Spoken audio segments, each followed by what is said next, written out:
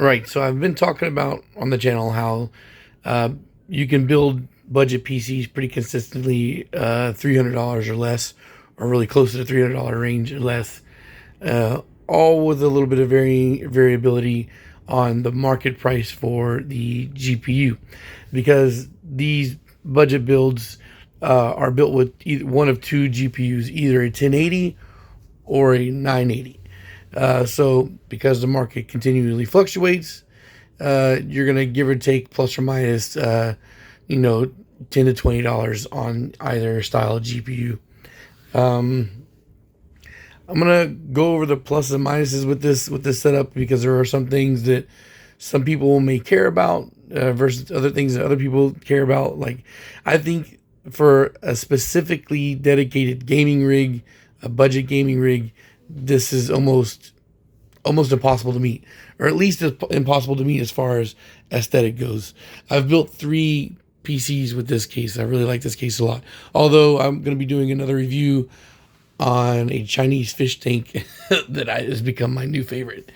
Um, so again, first off, I'm just going to list the parts real quick, and I will have links in the description below.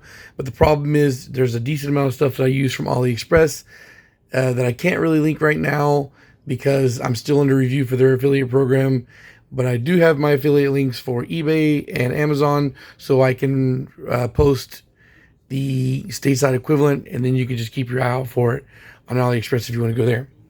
So, going down my list here, the AliExpress motherboard, CPU plus RAM combo for this one cost me $68.14. That's total. That's shipping, tax, everything. That's $68.14 total. Now that package does fluctuate from time to time. It can vary as far as low as that, or it's as high as $80. Generally speaking, it never gets higher than that.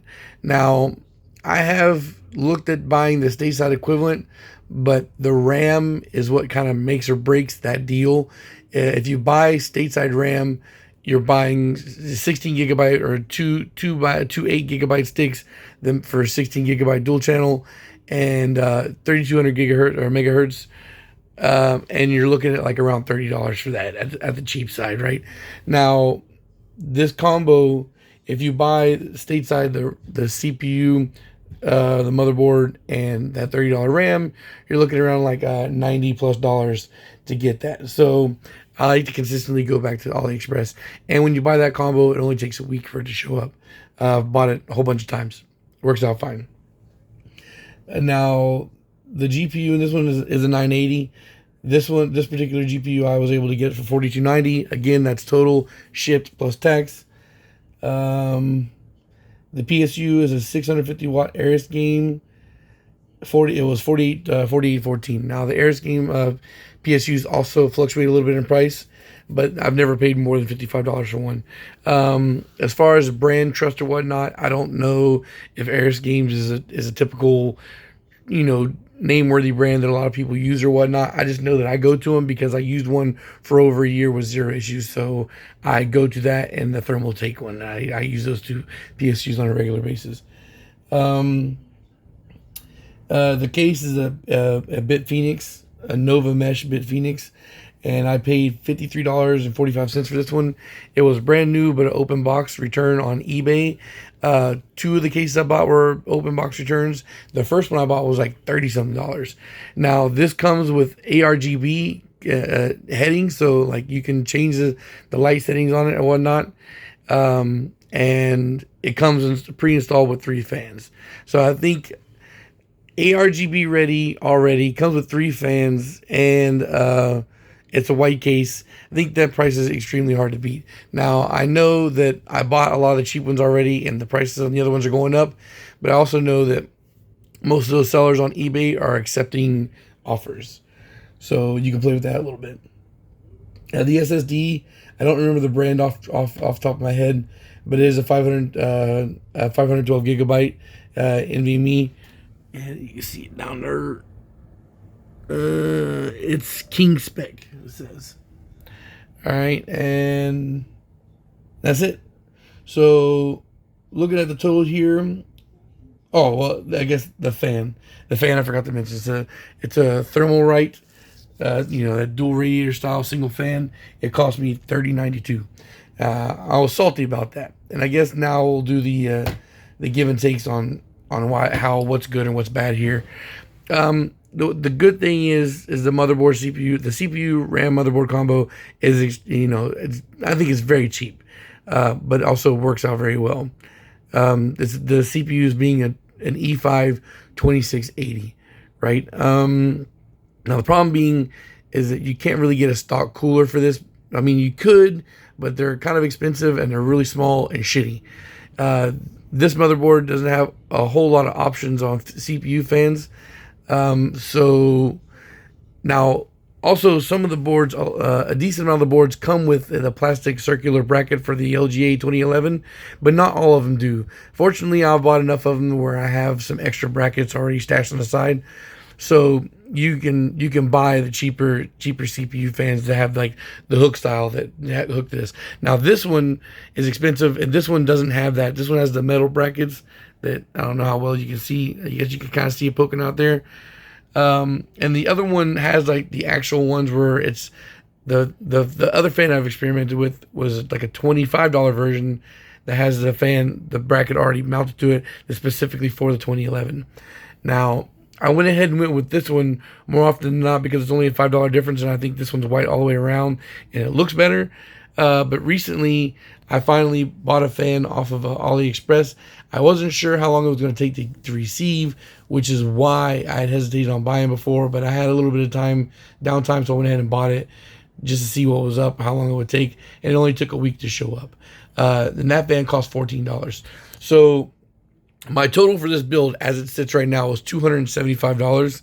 But if you cut the cost of that Thermalright and put the $14 AliExpress fan, the price comes down to $259. So again, $259. We're talking about $260, damn near $250 for a gaming PC that works solid as hell. I've already benchmarked, so I'm not going to have a benchmarking shown in this video because I've already done that as a separate video upload. Just go click on the channel. You'll see it's a GTX 980 benchmarking. It is with this setup. You will see a performance mode from Fortnite. It 250 plus FPS is, of course FPS bounces around a little bit, but a pretty high FPS performance mode, no stuttering, no issues, and you get 60 to 80 FPS in the high settings on Fortnite. I played Warhammer 40k Space Marine 2 at high settings. You get around 30 FPS, but again, no stuttering or anything like that, and no issues playing the game. High settings, Final Fantasy VII Remake. You will see a little bit of hiccups in some of the cutscenes, but again, completely playable, no issues there. And I think Black Myth Wukong runs on low settings with this setup. So $250 for a dedicated gaming rig that of course you can get a better GPU because the CPU is capable of running pretty high up the chain. I think Toasty Bros a couple weeks back or maybe a month ago, they did a 2650, which is a weaker version of this CPU, a weaker version of Xeon, and they paired it with a 4060 and were able to game with it. Now, of course, there's some bottlenecking there, but it just goes to show the fact that you can still throw much higher power GPUs on this setup and get a lot better results out of it. So $250 as the opening, and of course it's completely upgradable wise. I know that everybody likes to say that the 2011 is a dead board, you can't really upgrade with it, it's not upgradable, but you can get better RAM, you can get a better GPU. So it's, for me, it's still plenty upgradable, and it already does very well as it is. All right, guys, so thanks for watching. At some point, I will have left a card link in here, and I'll see about leaving a link again in the video at the end if you made it this far to check out the benchmarking if you want to see it. And I'm going to do one more quick review on a similar build that's set up almost exactly the same. It costs a little bit more, but that's just because it's a little bit more focused on the aesthetics. I still think this looks pretty good as it is. I think the only thing that I would change if on this would be I would go ahead and do the white cables. Get the white cables for the $20. As far as the motherboard being black, there are white versions. I didn't want to pay the extra money because the first time I built one of these with a white in it, it didn't really make much difference because you see the fan takes up so much space, you don't really see the motherboard too much. So I thought just get the black motherboard, and if you're really the only thing aesthetically would update would be that. Or if you are noticing some GPU sag, this GPU is heavy as hell.